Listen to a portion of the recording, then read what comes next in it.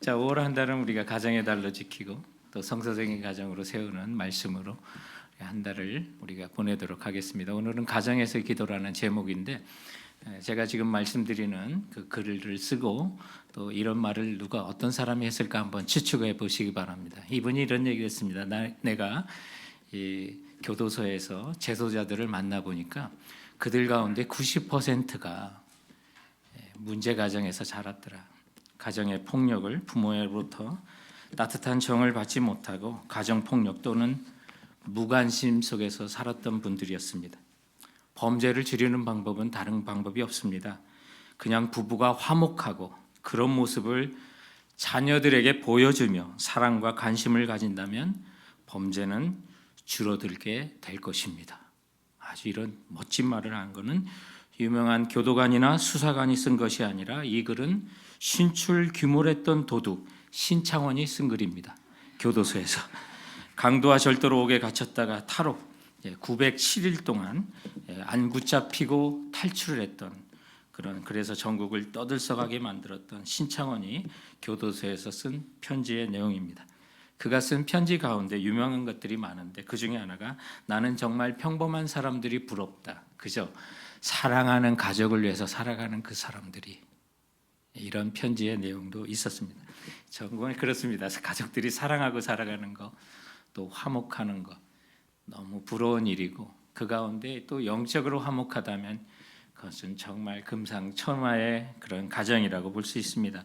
온 가족이 우리 하나님께 함께 예배하고 또 기도하며 살 수 있다는 거, 그 보통 쉬운 일은 아니죠. 오늘날 같이 스마트폰이 발달해서 일어나기만 하면 스마트폰을 쳐다보고 또 잠들기 전에 스마트폰을 보다 잠드는 우리 어린아이들과 부모를 보면서 참 이런 것들이 없이 기도하고 잠들고 또 일어나자마자 기도했던 그런 문명의 기기가 많지 않았던 과거는 오히려 더 좋았겠다, 그런 생각이 들 정도로요. 영적으로 오늘날의 이 세상이 발달한 것에 비하면 영적으로는 참 도전이 되는 시대라는 사실을 깨닫게 됩니다. 여러분, 가정에서 억지로라도 기도하십시오. 자녀들과 함께 기도하시고 또 출가한 자녀라면 여러분들 자녀들이 올 때마다 함께 기도하시기 바랍니다. 오늘은 우리가 가정에서 기도하는 것이 얼마나 중요한지를 말씀을 통해서 살펴보고자 하는데, 첫 번째 우리가 기억해야 될 거는요, 여러분 속썩이는 자녀라도 자녀가 있으시면 감사하십시오. 복이라 믿으시기 바랍니다. 왼수라고 하지 마시고 속썩이는 자녀라도 있으면요, 저거 복이구나, 저건 내게 주신 하나님의 복이다 확신하시기 바랍니다. 오늘 본문에 보니까 자녀가 없어서 얼마나 고통 가운데 있는 사람이 한 사람이 나오는데 한나라는 사람입니다. 우리가 이번 들어서는 우리가 사무엘상을 이제 시작하게 되는데 사무엘상 1장 1절에는 이제 사무엘의 아버지가 되는 에브라임 사람, 또 에브라임 산지에 사는 이제 엘가나라고 하는 사람으로부터 이야기가 시작합니다.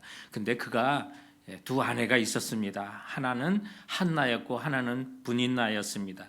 그런데 분인나에게는 자식이 있었고 한나는 자식이 없었던 겁니다. 한나가 남편으로부터 많은 사랑을 받았지만 그것으로 만족할 수 없는 것이, 고통이 있었던 거, 아픔이 있었던 거는 자녀가 없었기 때문에요. 그래서 10절 말씀에 보니까 한나가 마음이 괴로워서 여호와께 기도하고 통곡하며라고 했는데, 한나가 괴로워했고 기도하고 통곡하는 이유가 뭘까요? 그 왜 무슨 일 때문에 이런 고통이 있었나요? 자녀가 없었기 때문입니다. 예나 지금이나 자식이 없는 건 큰 고통입니다. 그것도 큰 고통인데 나아가 정말 같은 남편의 아내로 살아가는 동서라고 해야 되나요? 그 분인나로부터 또 괴롭힘을 당하는 겁니다. 아마 이 순서로 보니까 분인나가 후처 한나보다 뒤에 온 사람인 것 같아요. 근데 이 후처로 들어와 가지고 이 분인나가 한동안 기죽어 살다가 자식이 생기니까 눈에 뵈는 게 없는 거예요. 한나고 뭐고 보이지 않고요. 그저 그녀를 괴롭히는 거예요. 그런데 한 남편을 모시고 마음에 안 맞는 두 여자가 살아간다는 게 그게 보통 어려운 거 아니죠. 그런데 비교할 수 있는 자녀가 있고 없고도 있으니까 이 한나의 마음이 도대체 어떻겠어요? 마음에 근심이 가득 차고 수심이 늘 찾아오게 되는 거죠. 그런데 그 고통 때문에 하나님께 나가 기도하는 거예요. 우리 김영재 목사님의 자녀 교육이라고 하는 책, 부제로는 문제아는 없고 문제 부모만 있습니다라고 하는 이야기 들으면서 뜨끔하시는 분도 있을 것 같긴 한데 그런 책이 있어요. 거기 보니까 다음과 같은 내용이 있어요. 불임의 고통은 암만큼이나 심하다라는 기사를 보았다. 아이를 갖지 못하는 것은 암 못지않은 고통이요, 오랜 불임에 시달리며 죄책감과 상실감을 넘어 우울증에 걸리기도 한다. 흔히 아이가 없을 수도 있지라고 생각하기도 쉽지만 이 불임 부부들이 제일 듣기 싫어하는 말이 바로 무자식이 상팔자야라는 말이다. 한편 우리가 위로한답시고 마음 편하게 먹어 입양하는 게 어때? 라고 하는 말은 오히려 가슴에 비수를 꽂는 격이란다. 그 어떤 말로도 위로가 안 되는 것이 불임인 것이다. 그만큼 무자식은 큰 고난이다. 그럼에도 자식 있는 부모는 그 자식 때문에 또한 오히려 고난이다. 하나님께서 내게 주신 자식, 내 씨가 분명한데도 그놈은 내 자식이 아니야 라고 말하고 싶은 자식들이 반드시 있게 마련이다. 세상에 저런 원수가 어딨나 싶은 것도 자식이다. 그래서 자식 없는 사람 속도 모르고 무자식이 상팔자다라는 말을 하는 것이다. 그리고 우리의 죄의 마지막에는 언제나 자녀 우상이 있다. 성전 지도자인 엘리 대제사장도 자녀에 대해서는 둔했다. 한나가 울며 기도하는 것을 보고는 술 취했다고 비난하더니 자기 아들에 대해서는 관대했다. 내 자녀가 예쁘고 귀하고 사랑스러운 것은 인지상정이다. 그러나 자녀가 하나님보다 더 귀해서 해달라는 대로 다 해준다면 사망의 길로 인도하는 것이다. 좋은 부모는 하나님을 귀하게 여기는 아버지다. 그리고 어머니다. 비싼 옷 좋은 것은 못 사줘도 남겨줄 유산은 없어도 예수 그리스도를 믿는 믿음을 물려주는 부모가 최고의 부모다. 엘리는 아들들을 잘 먹이고 잘 키웠지만 그 아들들은 하나님이 죽이시기로 작정할 만큼 악한 인생을 살았다. 내가 하나님보다 돈과 쾌락을 중히 여겼기 때문에 내가 살아온 삶의 결론으로 그런 악하고 음란한 자녀가 나오는 것이다. 여러분 새겨드려야 되지 않을까요? 그렇습니다. 여러분 오늘 한나의 그 원통한 가운데 하나님께 애통하며 기도하는 걸 볼 때 내게 속썩이는 자식이라도 있으면 여러분 감사하시고요. 나아가 말 잘 듣고 주님께 예배하고 신앙을 지키는 자녀가 있다면 더욱더 감사하시는 우리 성도들 되시기 바랍니다. 그리고 속썩이는 자녀라도 정말 내게 왜 이 자녀를 내게 허락하셨나 하나님의 뜻을 깨달았다면 여러분 진짜 행복자입니다. 지금도 계속 힘들게 하고 어려움을 주지만 하나님이 그 자녀를 내게 주신 그 이유를 명확히 알았다면 그 자녀는 여러분에게 반드시 복이라는 사실을 믿고 나가는 우리 어머님들, 아버님들 되시길 주님의 이름으로 축원드립니다. 오늘 말씀을 통해서 우리가 가정에서 기도하는 이 메시지 두 번째 교훈이 있다면 그거는 부모는요 경건과 기도의 본을 자녀들에게 반드시 보여주셔야 한다는 것입니다. 어려움이 있을 때 오늘 본문에 보면 자녀가 없었던 이 한나가 또 동서와 같았던 이 분인나의 그 핍박과 아픔, 고통의 문제를 어떻게 극복했는지를 보면 기도로 극복했어요. 이게 우리에게 본이 되는 거예요. 우리에게 가르쳐주는 거예요. 10절 말씀에 보니까 한나의 기도의 특징을 보니까 정말 자기의 모든 것을 걸어서 하나님께 아뢰는 기도를 해요. 마음이 얼마나 괴롭겠어요. 그래서 통곡할 때가 여호와 앞에 기도하고 통곡하는 거예요. 근데 통상 이런 문제가 터지면 여러분 누구를 붙들고 하소연할까요? 남편을 붙들고 하소연해요. 우리 경험은 제 경험은 아닙니다. 오해하지 마시고 이런 일이 발생하면 너무 억울하고 또 동서라고 할 수 있는 불인나가 자식이 있는데 자식이 없어서 나를 괴롭힌다 생각하면 제일 먼저 이거를 누구랑 해결하려고 할까요? 남편 붙들고 해결하려고 할 수 있어요. 아니면 미운 분인나를 붙들고 해결하려고 하고 또 사람들이 안 볼 때 그 분인나의 어린 아이들 힘이 없으니까 그 아이에게 해코지할 가능성이 큰 거예요. 또 이런 일로 수많은 문제들이 발생하고 신문 기사에까지도 나는 거예요. 근데 이건 성도가 할 짓은 못하는 거예요. 성도들에만 주님을 사랑하고 주님의 기도의 능력을 믿는 자가 있으면 우리는 모든 문제를 해결하시는 주님께 나가 기도해야 될 줄 믿으시기 바랍니다. 오늘 한나가 그것을 가르쳐줘요. 문제의 답을 갖고 계신 하나님께 나가 괴로운 마음을 다 쏟아놓는 거예요. 원통함을 하나님께 쏟아요. 사람에게 쏟는 것이 아니에요. 그 소원을 하나님께 아뢰요. 그리고 하나님 그 아들을 주신다면 제가 나시린으로서 세상적인 사람이 아니라 하나님께 온전히 바쳐진 자로 드리겠습니다. 소원 기도까지 해요. 그리고 그 기도가 쉽게 끝나는 기도가 아니었어요. 오랫동안 기도했고 한 번 기도하면 그리고 쉬지 않고 오랫동안 기도하였다고 12절에 말씀하고 있어요. 그것도 형식적인 기도가 아니었어요. 입술은 움직이는데 음성은 들리지 않아요. 어떤 하나님이 특별한 영으로 그의 기도를 인도하셨던 것을 보게 돼요. 그래서 엘리 제사장이 볼 때 취한 것처럼 보였어요. 너 포도주 좀 끊으라고 할 정도로. 그런데 그녀가 이 엘리 제사장의 그 시선도 의식하지 않을 정도로 하나님께 향할 최선에 다한 기도를 하는 거예요. 그리고 마침내 응답받는 기도를 알 수가 있는데 자녀가 생기기 전에 그의 마음속에 먼저 평화가 찾아온 것을 보게 돼요. 우리도 어려움이 있을 때 주님 앞에 가서 기도하는 거예요. 그래서 오늘 본문에 보니까 10절에 마음이 괴로워 여호와 앞에 통곡하고 기도하였는데 18절에 보니까 그의 얼굴에서 근심의 빛이 없었더라라고. 근심이 사라질 정도로 기도했어요. 그래서 이런 한나의 기도를 통해서 그가 어떤 응답을 받았나요? 마침내 아이를 낳아 사무엘을 낳는 장면이 오늘 본문 20절에 나오고 원통함과 격분에 사려졌던 그 마음이 기쁨이 넘치는 것을 2장 1절에서 볼 수 있고요. 우리 많은 사람들이 하나님께서 한나가 사무엘만 낳은 줄 아는데 2장 21절과 26절에 보니까 그를 하나님께 이제 어느 정도 이제 젖을 떼고 보낼 정도 돼서 하나님의 사람으로 이렇게 나시린으로 드릴 때 오늘 보니까 21절과 26절 2장이에요. 세 아들과 두 딸을 더 낳아요. 그래서 하나를 드렸더니 다섯의 자녀가 그의 곁을 지키고 있는 거예요. 그리고 사무엘도 주님 안에서 잘 자라서 기도의 사람으로 한민족의 지도자로 쓰임받는 것을 보게 돼요. 이런 걸 보면요, 여러분 우리를 기도하게 만드는 사람도 복이에요. 사실을 보면 우리 이 땅을 살아가면 분인나 같은 사람들이 우리 주변에 있어요. 근데 우리가 믿음의 눈이 없으면 왼수로 보이고 그야말로 정말 분노가 치밀어 오르지만 하나님의 뜻 안에서 보면 그 사람 때문에 우리가 주님께 나가 고통 가운데 기도하게 하고요. 또 하나님의 능력을 보면 오늘 한나에게 분인나가 없었다면 그리고 남편으로 사랑으로 만족하며 살아갈 수가 있는 여인이었다면 이런 하나님의 권능과 능력을 맛볼 수 있었을까?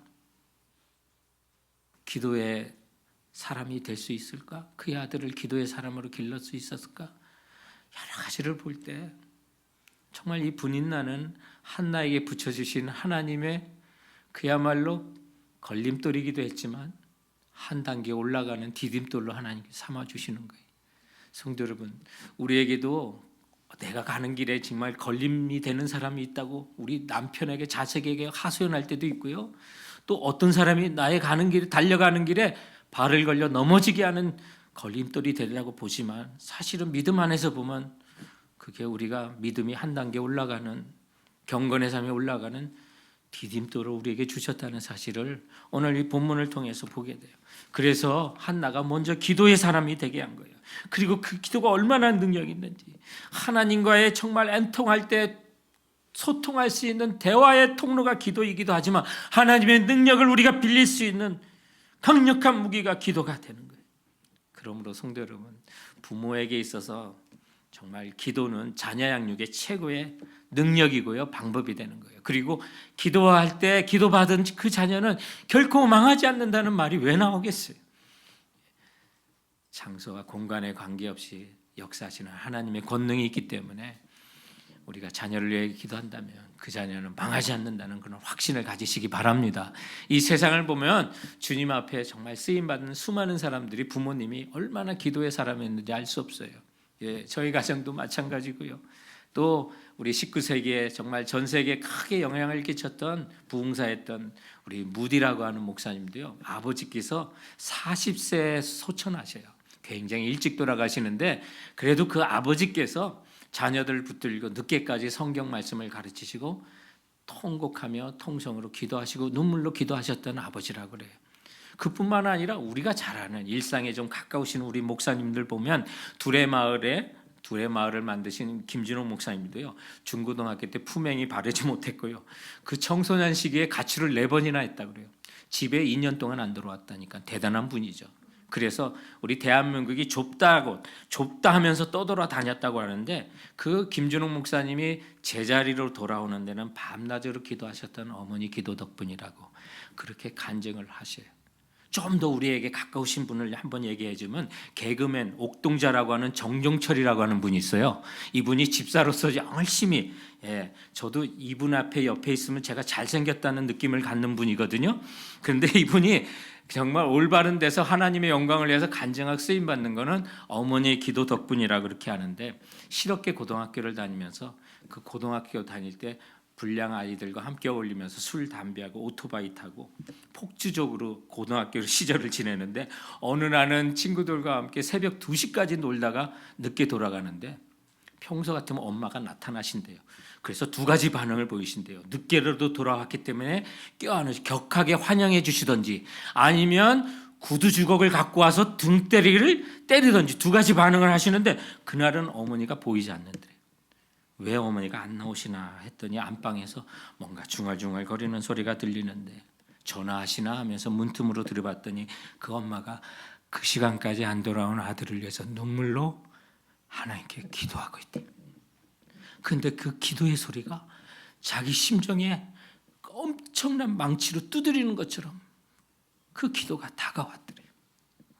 그래서 그 기도를 생각하니까 다시는 친구하고 술 마실 수가 없었고 담배 피울 수가 없고 자기가 교회 안에서 믿음 안에서 온전히 돌아올 수 있게 된 거는 그 어머니의 눈물의 기도 덕분이라고 그렇게 간증을 하는 걸 보게 돼요. 사랑하는 성도 여러분, 정말 부모님의 기도는 능력 있는 기도가 되고요. 그리고 기도를 받는 그 자녀를 결코 망하지 않기 때문에 성도 여러분, 우리 자녀를 위해서 기도와 또 경건의 본을 보이시는 우리 아버지와 어머니들 되시길 바랍니다. 오늘 말씀을 통해서 우리에게 주시는 3번째 교훈이 있다면 그런 부모의 경건의 모습을 보고 자란 자녀들도요. 경건과 기도의 삶도 부모를 닮습니다. 부모를 닮아요. 외모만 닮는 게 아니라 이게 보면 제가 기도하는 어떤 형태나 그런 모습이 저희 부모님 기도하는 모습 그대로 따르더라고요. 이 자녀들이. 근데 뭐 교회 안에서 이게 가르치고 또 어떤 클래스를 통해서 기도 클래스가 있어도 그런 어떤 클래스를 통한 기도보다 어렸을 때부터 부모가 기도하는 모습을 본 거를 그냥 몸에 밴 거예요. 그래서 그 기도의 모습들이 나와요. 제가 최근 읽은 책 가운데 제 마음을 멍하게 하는 그런 글이 하나 있었는데 뭐냐면 우리 그 이국종이라는 교수 여러분 아시죠? 뭐 이렇게 중증으로 거의 죽어가는 사람을 살려내는 그런 교수님인데 이분이 뭐 아덴만의 뭐 여면 작전 그 석해군 선장님도 거의 죽은 것을 살려내고 또 휴전선을 통해서 판문점에서 남하하는 우리 북한 병사가 총에 맞아서 죽게 되는 그런 상황 속에서도 살려내면서 아주 유명하게 된 의사인데 사실 이분도 왼쪽 눈을 상실했어요. 그래서 이 왼쪽에 그 망각을 다치게 되고 또 거기에서 문제가 생기고 한 2mm도 안 되는 그 정말 작은 거지만 이 망막 아래 황반이라는 것이 있는데 그게 문제가 생기면서 이분이 실명을 해요. 여러 차례 수술을 받았음에도 불구하고 실명하는데 이분이 망각에 문제가 생길 때 의과대학에서 이 안과를 대해서 공부하면서 망막이 그 교수님이 했던 말이 늘 마음에 있었거든요. 망막이 아프기 때문에 사람이 망막을 다치면 정말 막막하다라고 하는 그 말을 늘 잊지 않고 기억했다고 그래요.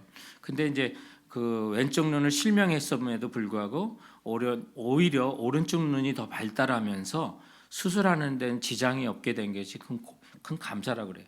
근데 어머니에게도 자기 눈이 실명한 것을 얘기하지 않았는데 어느 날 어머님이 알게 된 거예요. 근데 어머님이 자기를 앉혀놓고 돌아서서 한없이 우시더래요.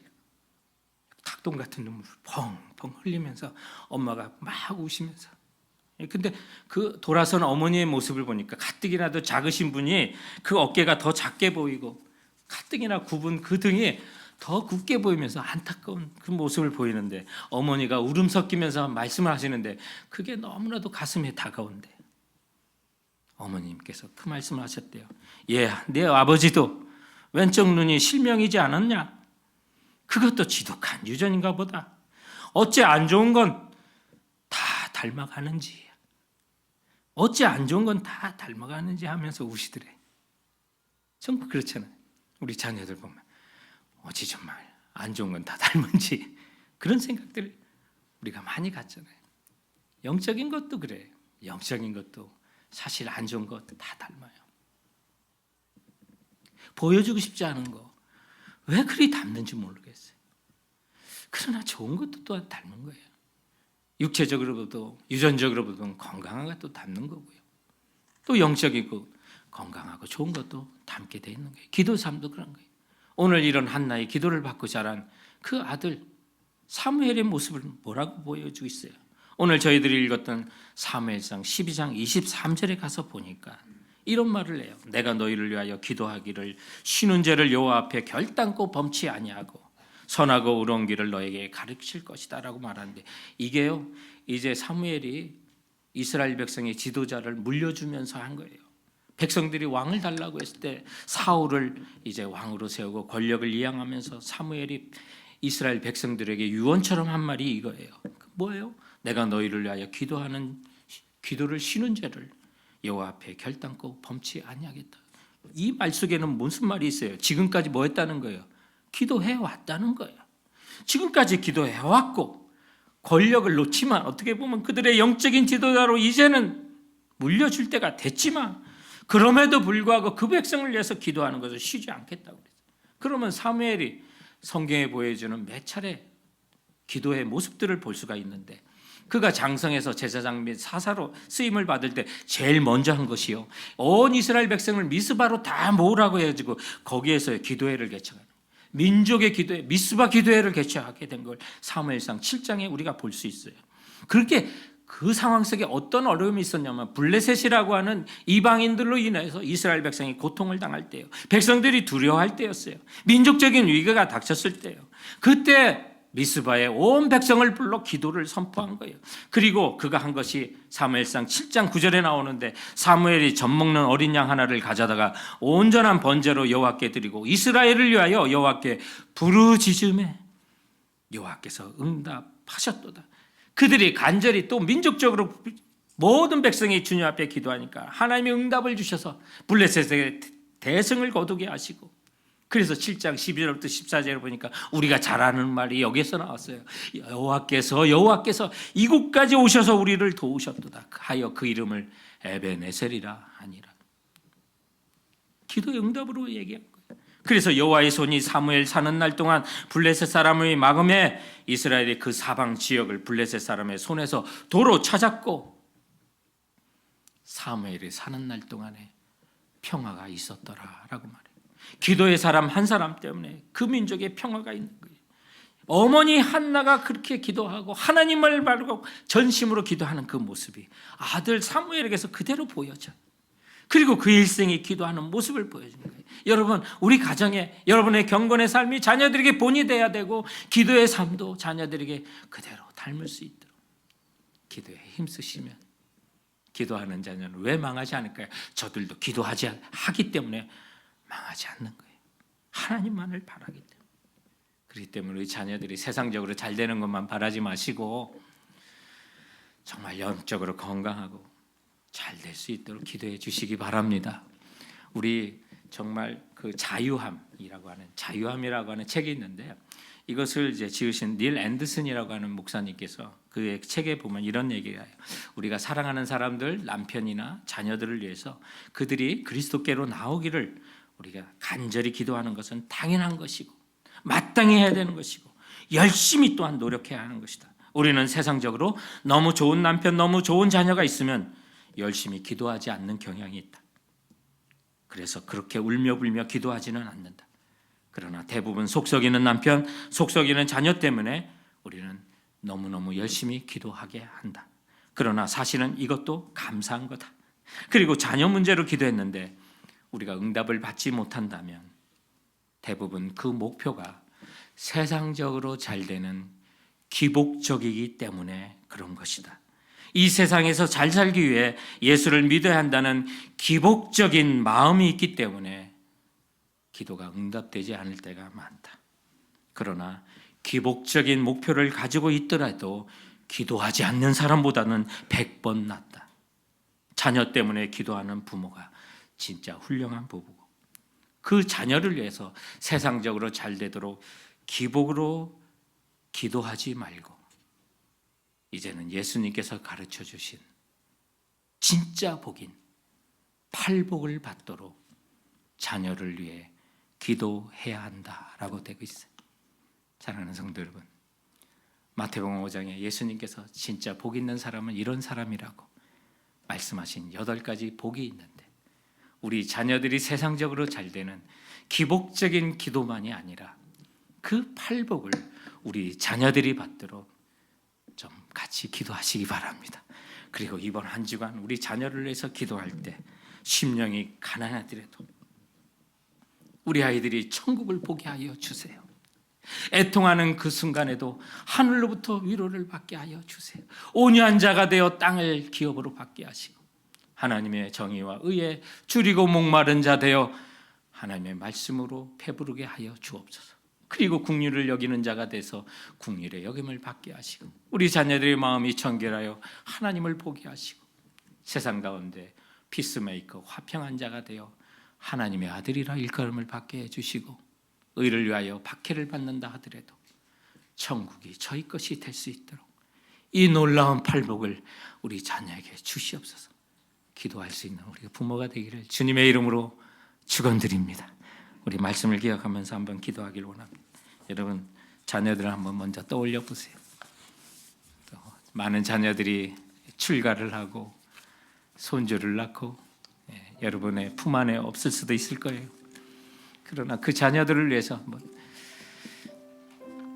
세상적으로 잘 되는 그런 것보다 우리 예수님께서 마태복음 5장에 산상수훈을 말씀하시면서 복 있는 사람은 심령이 가난해서 천국을 소유하고, 애통할 때 위로를 받고, 온유한 자가 되어 땅을 기업으로 받고, 의에 줄이고 목말라 하고 그 영혼이 배부르고, 긍휼히 여겨 또한 긍휼을 받는 자, 우리 팔복을 위해서 기도해 주시기 바랍니다. 우리 자녀들이 마음이 청결하여 하나님을 보게 하시고 화평하게 되어 하나님의 아들이라 일컬음을 받도록 주님 역사하여 주세요.